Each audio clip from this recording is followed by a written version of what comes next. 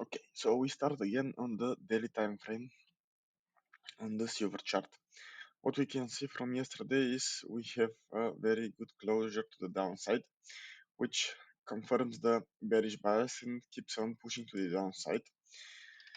So for today, we are going to look only for shorts and nothing else.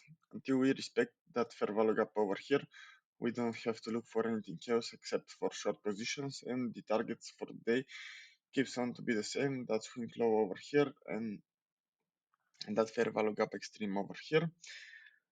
The 4-hour time frame, it is looking very good.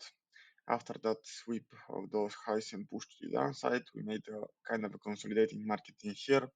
We came back once more to that 4-hour fair value gap here, tested and made a very nice push to the downside, which gave us that fair value gap here on the 4-hour time frame, which is respected at the moment. And from here on, I am expecting another push to the downside, taking out that target over there. On the hourly time frame, what we can see over here is that the drop after on New York PM session, it got a little bit retraced on the Asian session, but we are still respecting the bearish bias, and we still don't have a market structure shift on the 1-hour time frame as well. So I'm going to mark the Asian session highs and wait for a manipulation above it. And if we get that manipulation, I will be looking for short positions on the gold. Gold, on the other hand, same exact strong closure to the downside, but over here on the daily time frame, we made a very strong close. We took out that swing low point and closed below it, so I'm going to keep looking for shorts. I'm going to target those lows over here for today. On the 4-hour time frame, what we can see, we have that drop to the downside almost without any retracements. With that candle over here, we trace into that fair value gap here and move to the downside, and from there on, we've pushed only to the downside. We have that fair value over here on the 4-hour. We're testing it at the moment, and we kind of respect it for now. So we are looking for only short positions in here as well. In the hourly time frame, it is looking good, marking the Asian session highs, and I will be looking for an S&T with silver and take a trade on either of the pairs. Depends which one takes the Asian session highs and which one does not.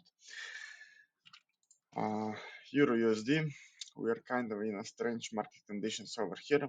We're still bearish on the daily time frame.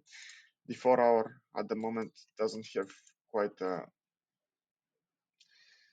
push to either side. We've made that push to the upside, then a rejection, and yesterday was a total consolidation. So at the moment, I won't be looking for any trades over here on the euro.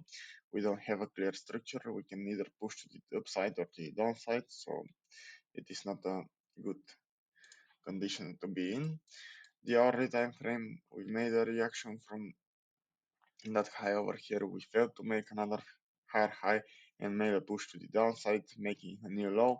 So at the moment, if we respect that high and we made the low here, we might consider taking a short position with the New York Open if the London sets a pace, taking that swing low, making another low over here and failing to do another high and keep on pushing to the downside.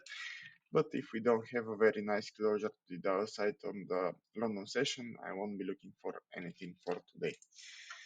Pound is the same on the daily time frame. We're in that fair value gap on the daily time frame, which for the moment we cannot close below.